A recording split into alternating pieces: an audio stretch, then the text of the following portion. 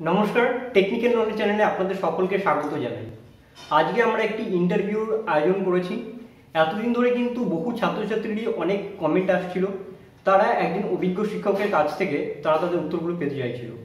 তো তার জন্যই আজ আমাদের মধ্যে উপস্থিত হয়েছেন একজন অভিজ্ঞ শিক্ষক। স্যার, আপনি যদি আপনার একটু পরিচয়টা দিয়ে দিতেন। নমস্কার, আমি জয়ন্ত মণ্ডল। প্রথমেই বলি, প্রত্যেক দর্শককে জানাই শুভ বিজয়া। বড়দেরকে আমার প্রণাম এবং ছোটদেরকে আমার আন্তরিক ভালোবাসা জানাই। এবং ব্যক্তিগত পরিচয় বলতে, আমি দীর্ঘদিন ধরে শিক্ষকতার কাজেই যুক্ত এবং আমার কলেজে পড়ানোর অভিজ্ঞতা রয়েছে, স্কুলে পড়ানোর অভিজ্ঞতাও রয়েছে এবং আমার আরেকটা পরিচয় রয়েছে, যেটা হচ্ছে যে আমি আমার একটা চ্যানেল রয়েছে, সেই চ্যানেলেও আমি পড়াই। এছাড়া আমার ব্যক্তিগত পরিচয় বলতে আরও বলি যে আমি MA BEd পাস করেছি। পাস করার পর আমি শিক্ষকতার কাজের সঙ্গে যুক্ত এবং রিসার্চের কাজেও আমি যুক্ত রয়েছি। তো এই হচ্ছে আমার পরিচয়। ধন্যবাদ মহাশয়। এরপরে আমরা প্রথমেই যে প্রশ্নটা আমার সব থেকে গুরুত্বপূর্ণ মনে হলো, যে আমরা জানি যে আমাদের সামনেই কিন্তু মাধ্যমিক পরীক্ষা এবং উচ্চ পরীক্ষা আসন্ন রয়েছে। তো এই মাধ্যমিক পরীক্ষার ইতিহাস বিষয়ে কিন্তু আমরা বরাবরই দেখেছি যে ছাত্রছাত্রীদের মনে একটা ভয় থাকে, তারা ভয় পায় কিভাবে তারা ভালো নাম্বার করতে পারবে কি পারবে না। তো সেই বিষয়ে আপনার কি মতামত, তারা কিভাবে ভালো নাম্বার তুলবে? ইতিহাস বিষয়ে ভালো নম্বর এখনকার দিনে বেশিরভাগ ছেলেই কিন্তু, যারা একটু ভালো ছেলে বলতে পড়াশোনা যারা ভালো করে আর কি, তাদের ক্ষেত্রে আমি বলবো যে ভালো নম্বর পেতে গেলে রেফারেন্স বুক হিসেবে দুটো বই পড়তে হবে। সেই বইটা খুব খুঁটিয়ে খুঁটিয়ে পড়াশোনা করা দরকার। এবং যেহেতু আমাদের প্রশ্নের ভাগটা প্রচুর শর্ট কোশ্চেন চলে এসছে এবং শর্ট কোশ্চেনে আমাদের এটা টার্গেট রাখতে হবে যে ফুল মার্কস আমরা পাবো। সেই জন্য আমাদের শর্ট কোশ্চেনটা যদি ভালো করতে হয়, তার জন্য আমাদের কি রেফারেন্স বুক আমাদের পড়তে হবে। তার জন্য মোটামুটি ভাবে দুটো বই আমাদের কিন্তু পড়তেই হবে এবং সেটাকে পড়ে আমাদের কোশ্চেন অ্যান্সার করতে হবে। এছাড়া প্রত্যেকটা চ্যাপ্টার থেকে, যে চ্যাপ্টারগুলো 4 নম্বরের জন্য বরাদ্দ আছে বা 8 নম্বরের জন্য বরাদ্দ আছে, সেই চ্যাপ্টার সেই মতো করে আর কি অ্যান্সার মানে নোট করতে হবে। 4 নম্বরের জন্য 4 নম্বরের মতো অ্যান্সার করতে হবে, 8 নম্বরে হলে 8 নম্বরের মতো অ্যান্সার করতে হবে এবং সেই মতো অ্যান্সারগুলো করে এগুতে হবে, মুখস্থ করতে হবে এবং অভ্যাস করতে হবে লেখার। তাহলে আমার মনে হয় যে সে তার লক্ষ্যটাকে ফুলফিল করতে পারবে। আচ্ছা, তাহলে কি উচ্চ মাধ্যমিকের ক্ষেত্রেও কি একই পদ্ধতি থাকে? হ্যাঁ, উচ্চ মাধ্যমিকের ক্ষেত্রে একই পদ্ধতি অনুসরণ করতে হবে। কারণ উচ্চ মাধ্যমিকেও 40 নম্বর শর্ট কোশ্চেন রয়েছে, সেখানে MCQ রয়েছে 24 নম্বর, SCQ রয়েছে 16 নম্বর, আর 5টা রয়েছে 5 8 40 বড় কোশ্চেন রয়েছে। সেহেতু এখানেও আমি বলবো যে দু একটা সাজেস্টিভ বই পড়ে কুটিয়ে পড়াশোনা করে শর্ট কোশ্চেনের জন্য তাকে রেডি করতে হবে। তারপর আর বড় কোশ্চেনগুলো একইভাবেই তাকে নোটগুলো করে পড়াশোনা করতে হবে এবং অবশ্যই বাড়িতে অভ্যাস করতে হবে লেখা। কারণ একটা বড় নোট যদি আমি মানে ফাইনালি যখন আমি তুলবো পরীক্ষা হলে গিয়ে, তখন কিন্তু এই অভ্যাস যদি না থাকে লেখা, তাহলে কিন্তু আমরা তুলতে পারবো না। অতএব আমরা বলতে পারি যে নিয়মিত অধ্যাবসা এবং শর্ট প্রশ্নগুলোর দিকে একটু জোর দিয়ে যদি ভালো করে পড়াশোনা করা হয় এবং নিয়মিত প্র্যাকটিসের মাধ্যমে কিন্তু ফুল নাম্বার তারা পেতে পারে। তাহলে এই ক্ষেত্রে অবশ্যই তাদের চিন্তা করার কোনো কারণ নেই, তারা চাইলেই কিন্তু ইতিহাসে ফুল নাম্বার পেতে পারে। এরপরে যে প্রশ্নটি আমি আপনাকে করতে চাই সেটি হলো, যারা উচ্চ মাধ্যমিক পরীক্ষা দিয়ে ফেলেছে, অর্থাৎ যারা উচ্চ মাধ্যমিক দিয়ে কেবলই যারা কলেজে নতুন ভর্তি হয়েছে, তাদের কিন্তু মনে অনেক প্রশ্ন জেগে থাকে, যেমন যে অনার্সের পাস নাম্বারটা কত, অথবা যারা পাস নিয়ে পড়ছে তাদের পাস মার্কসটা কত, সেই বিষয়ে যদি কিছু বলেন। অনার্সে পাস নম্বর বলতে 75, মানে এক একটা CC1 75, এক একটা পেপারে 75 করে থাকে, ফুল মার্কস আর কি বলতে চাইছি। সেখানে ফুল মার্কসে 75 যদি থাকে, 75 তাহলে তার 75%-এর সঙ্গে তোমার 75 40% এর সঙ্গে পার্সেন্টেজ করে এটাকে করতে হবে। আচ্ছা, মানে তোমাকে 75 × 40/100। আচ্ছা, আচ্ছা, এই পদ্ধতিতে কি আমরা তাহলে এটা করলে সম্ভবত 30% দাঁড়াচ্ছে, তাহলে 30 নম্বর পাস করছে।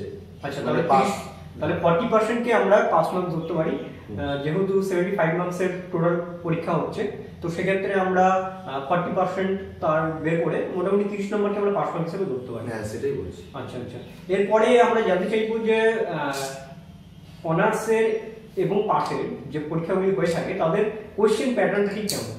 কোশ্চেন প্যাটার্ন ভালো প্রশ্ন এটা। তো এখানে কোশ্চেন প্যাটার্ন বলতে খুবই সহজ, বর্ধমান বিশ্ববিদ্যালয়ের ক্ষেত্রে বলে রাখি, অবশ্যই এটা বর্ধমান বিশ্ববিদ্যালয়ের ক্ষেত্রে প্রযোজ্য এই কোশ্চেন প্যাটার্নটা। এখানে 75 নম্বর পরীক্ষা হচ্ছে। 75 নম্বরের মধ্যে 10 নম্বর হচ্ছে ইন্টারনাল থাকছে। আচ্ছা, এবং এটা আর্টসের ক্ষেত্রে প্রযোজ্য, অনলি ফর আর্টসের জন্য। 10 নম্বর হচ্ছে ইন্টারনাল, 5 নম্বর হচ্ছে কলেজে অ্যাটেন্ডেন্সের উপর থাকছে, আর 60 নম্বর 60 হচ্ছে পরীক্ষা হচ্ছে রিটেন, লেখা পরীক্ষা হচ্ছে। সেখানে কোশ্চেন প্যাটার্ন হচ্ছে 10 10 × 2 সমান হচ্ছে 20, অর্থাৎ 10টা 2 নম্বরে কোশ্চেন দেবে, তাহলে 20 নম্বর হলো। আর 5টা দেবে 4 নম্বর, 5 × 4 সমান হচ্ছে 20। ওই 20 নম্বর হচ্ছে 5 নম্বরে কোশ্চেন থাকছে 4টে, আর 10 নম্বরে থাকছে 2টো, 10 × 2 সমান হচ্ছে 20। আচ্ছা, অর্থাৎ বড় প্রশ্ন 2টি থাকছে, 10 নম্বর বড় প্রশ্ন 2টো থাকছে। তো এই প্রশ্ন প্যাটার্ন সম্বন্ধে যদি আরেকটি প্রশ্ন মতো বলে রাখি যে সায়েন্সের ক্ষেত্রে অনলি ফর সায়েন্সের জন্য কিন্তু আবার আলাদা প্যাটার্ন রয়েছে।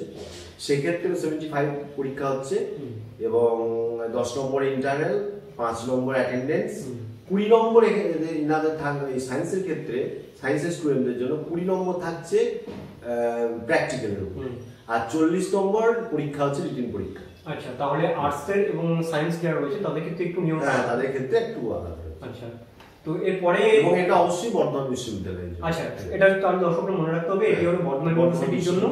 এবং আর্টস এবং সায়েন্সের এক্ষেত্রে বিপক্ষে কিন্তু একটু পার্থক্য রয়েছে, যেটা আমরা জানতে পারলাম যে অনার্সের পেপারে কিন্তু যারা আর্টস নিয়ে পড়ছো তাদের ক্ষেত্রে কিন্তু টোটাল 75 মার্কসের পরীক্ষা হচ্ছে, এবং তার মধ্যে স্যার যেমনটা বললেন যে 60 নাম্বার থাকছে আমাদের রিটেন এক্সাম এবং 15 নাম্বার কলেজের মধ্যে, তার মধ্যে 5 নম্বর অ্যাটেন্ডেন্স আর 10 মার্কসের ইন্টারনাল এক্সাম।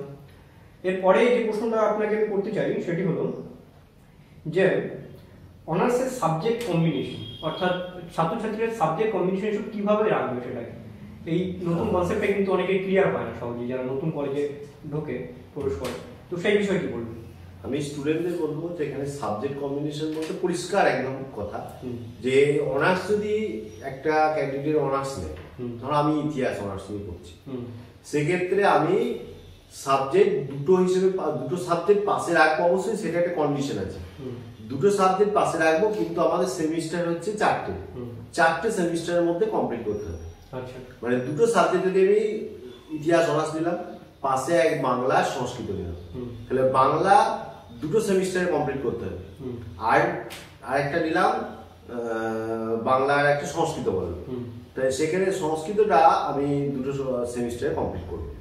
এরপরে ছাত্রছাত্রীরা এটা ভাববে হয়তো যে পরপর দুটো করবো না, যেটা আমার সুবিধা হবে সেটা করবো। এক্ষেত্রে যেটা সুবিধা হবে সেটাই তোমরা করবে, এবং সেটা যখন রেজিস্ট্রেশন করা হবে করবে তোমরা, তখন তোমরা উল্লেখ করবে যে আমি ফার্স্ট সেমিস্টারে আমি হিস্ট্রি অনার্স নিচ্ছি, সেক্ষেত্রে আমি পাস রাখছি বাংলা, সেকেন্ড সেমিস্টারে হিস্ট্রি অনার্স, সেক্ষেত্রে পাস হচ্ছে সংস্কৃত।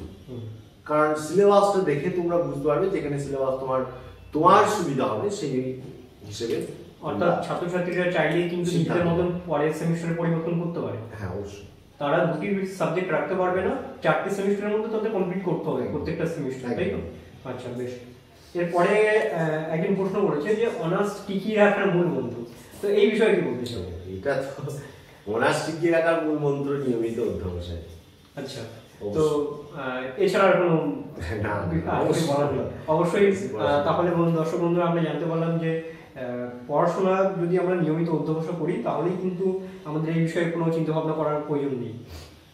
তো এরপরে এটি একটি গুরুত্বপূর্ণ প্রশ্ন আমার মনে হয় যে বর্তমান প্রজন্মে কিন্তু এই যারা নতুন শিক্ষার্থী তারা কিন্তু ইতিহাস বিষয়ের প্রতি খুব অনীহা দেখা যাচ্ছে। তো এই বিষয়ে কি বলতে চান, কেন তাদের এত অনীহা এবং এটা দূর কি করে হতে পারে? ইতিহাস বিষয়ে অনীহার কারণ তো আমি দেখতে পাই না। তার কারণ হচ্ছে ইতিহাস বিষয়ে এখন বর্তমানে প্রচুর নম্বর হচ্ছে। আমাদের সময় প্রচুর পড়াশোনা করেছি, নম্বর আশানুরূপ পাইনি, কিন্তু এখন যতটা পড়াশোনা করো তত নম্বর পাই এবং 100-100ও পাচ্ছি ইতিহাসে। কিন্তু অনীহার কোনো ব্যাপার নেই। ব্যাপার হচ্ছে যে স্টুডেন্টদের সেই যে বিষয়টাকে পড়ছি সেই বিষয়টাকে ভালোবাসার বিষয়। আমি সমস্তটাই স্টুডেন্টের উপর ছেড়ে দেবো তাও নয়, কারণ টিচারদের অনেক দোষ থেকে যায়, স্কুলে হোক টিউশনে হোক, অনেক কিছু সাবজেক্ট সম্পর্কে জ্ঞান নেই অথচ তারা সেই সাবজেক্টগুলো পড়াচ্ছে। এটা একটা সমস্যা তৈরি করে স্টুডেন্টদের। আর ইতিহাস বিষয়টা তো খুব সহজ বিষয় নয়, আমরা মনে করি ইতিহাস সবাই পড়াতে পারে, সেক্ষেত্রে এটা তো ভুল ধারণা, তাই না? তো সেক্ষেত্রে ছাত্রছাত্রীদের এটা বুঝতে হবে, ছাত্রছাত্রীদের সাবজেক্টটা সম্পর্কে আগ্রহ বাড়াতে হবে, যে সাবজেক্টটা তোমরা কতটা নিজেদের ইন্টারেস্ট পাচ্ছ, এবং তার জন্য বই পড়তে হবে। নোট পড়ে কিন্তু তোমরা তোমাদের ইন্টারেস্ট আসবে না, যে সাবজেক্টটা পড়ে আমি নোটগুলো পড়ছি তাহলে খুব ইতিহাস ভালো লেগে গেল, তা নয়। মেইন হচ্ছে বই পড়তে হবে এবং বইয়ে একটা ধারাবাহিকতা রয়েছে। প্রত্যেকটা সিলেবাসের মধ্যে ক্লাস 9, ক্লাস 10, 11, 12 প্রত্যেকটা সিলেবাসের মধ্যে একটা ধারাবাহিকতা রয়েছে। এই ধারাবাহিকতা অনুযায়ী যদি পড়া যায় ধারাবাহিকভাবে, তাহলে কিন্তু ইতিহাস সাবজেক্টটাকে ভালো অবশ্যই লাগবে। এবং তার সঙ্গে একটা ভালো শিক্ষকের যদি একটা গাইড থাকে, তাহলে ইতিহাস বিষয়ে তার ভালো লাগারই কথা। আচ্ছা, এটুকু মনে করি। আচ্ছা, এরপরে আপনার কাছে আমার প্রশ্ন রইল যে গ্র্যাজুয়েশনের পরে ভবিষ্যৎ কি? ছাত্রছাত্রীর গ্র্যাজুয়েশন করার পর গ্র্যাজুয়েশন করার ভবিষ্যৎ বলতে কোশ্চেনটা তো অনেক বিস্তৃত। হ্যাঁ, এবারে যদি কেউ হিস্ট্রি অনার্স নিয়েই করবে, সরি, হিস্ট্রি অনার্স নিয়ে যদি করে, হিস্ট্রি অনার্সের যে ভবিষ্যৎ সে সম্পর্কে আমার তো চ্যানেল রয়েছে, অনেকেই জানে, দর্শক তারা জানেন হয়তো, লার্নিং হিস্ট্রি জয়ন্ত, সেখানে ইতিহাস অনার্সের ভবিষ্যৎ এ সংক্রান্ত আমি একটা ভিডিও আপলোড অলরেডি করেছি, সেখানে তারা যদি জানতে ইচ্ছুক হয় তারা অবশ্যই দেখে নিতে পারে। এছাড়া অন্যান্য সাবজেক্টে অবশ্যই ভবিষ্যৎ রয়েছে, সে যদি পড়াশোনা করে। এবং মেইন একটা মন্ত্র হচ্ছে এখানে যে ধৈর্য, যে ধৈর্য যদি তার থাকে, যে পড়াশোনা সে যদি রেগুলার করতে পারে, তাহলে অবশ্যই তার একটা কিছু হওয়ার কথা রয়েছে, অবশ্যই করে। এবং আরেকটা কথা বলে রাখি, এখানে আর্টসের, এখানে যেহেতু বিভিন্ন ভাগ রয়েছে, আর্টসের ছেলে রয়েছে, সায়েন্সের ছেলে রয়েছে, সেখানে সায়েন্সের ক্ষেত্রে তো বেশি অধিক সুবিধা রয়েছে, কিন্তু আর্টসের ক্ষেত্রে এখন যেহেতু প্রচুর ভালো ভালো স্টুডেন্ট চলে এসছে, কম্পিটিশন সায়েন্সের তুলনায় বেশি হয়ে গেছে এবং চাকরি পাওয়ার স্কোপটাও কমে গেছে। সেহেতু সব দিক থেকে বিচার করে দেখতে গেলে যে আর্টসের ছেলেরা চাকরি পাবে না তা নয়, কিন্তু তাদেরকে কিন্তু ধৈর্য ধরতে হবে এবং পড়াশোনা করে যেতে হবে, এটুকুই আমি মনে করি, আমার নিজস্ব এটা ওপিনিয়ন বলে। ধন্যবাদ স্যার, আপনাকে অনেক অনেক অশেষ ধন্যবাদ আমার চ্যানেলে এসে এত মূল্যবান কথা আমাদের সঙ্গে শেয়ার করার জন্য। দর্শক বন্ধুরা, তোমাদের যদি কোনো এই বিষয়ে আরো কোনো প্রশ্ন থেকে থাকে, তোমরা কিন্তু সরাসরি স্যারকে প্রশ্ন করতে পারো। আমি এই চ্যানেলের ডেসক্রিপশনে কিন্তু স্যারের যে একটি নিজস্ব চ্যানেল রয়েছে, লার্নিং হিস্ট্রি উইথ জয়ন্ত, সেই চ্যানেলে স্যার ইতিহাস বিষয়ে কিন্তু বিস্তারিত পড়ান। উনি সেখানে কিন্তু মাধ্যমিক থেকে শুরু করে উচ্চ মাধ্যমিক, গ্র্যাজুয়েশনের হিস্ট্রি এবং WBCS টেট এক্সামের প্রস্তুতি প্রভৃতি বিষয়ে কিন্তু ভিডিও বানিয়ে থাকেন। তো তোমরা যদি সেই চ্যানেলটাও একবার ঘুরে দেখে আসতে পারো এবং পছন্দ হলে অবশ্যই সাবস্ক্রাইব করবে, অবশ্যই আমি আশা করি ভালো লাগবে। এবং ইতিহাস বিষয়ে এবং আরো ভবিষ্যৎ সংক্রান্ত অনেক আলোচনা কিন্তু সেখানে হয়ে থাকে। তো আমরা আশা করি যে তোমরা কোনো প্রশ্ন থাকলে সেখানে গিয়েও ভিজিট করে সেখানে প্রশ্ন করতে পারো সরাসরি। আর আমার চ্যানেলেও যদি এই ধরনের প্রশ্ন কোনো মনে এসে থাকে তাহলে সরাসরি করতে পারো। স্যার, আপনাকে আবারও অনেক ধন্যবাদ আমার চ্যানেলে আসার জন্য। আশা করি আপনি ভবিষ্যতে এরকম আসবেন এবং আমাদের যে প্রশ্ন রয়েছে ছাত্রছাত্রীদের সেগুলি ক্লিয়ার করবেন। অবশ্যই। ধন্যবাদ, নমস্কার।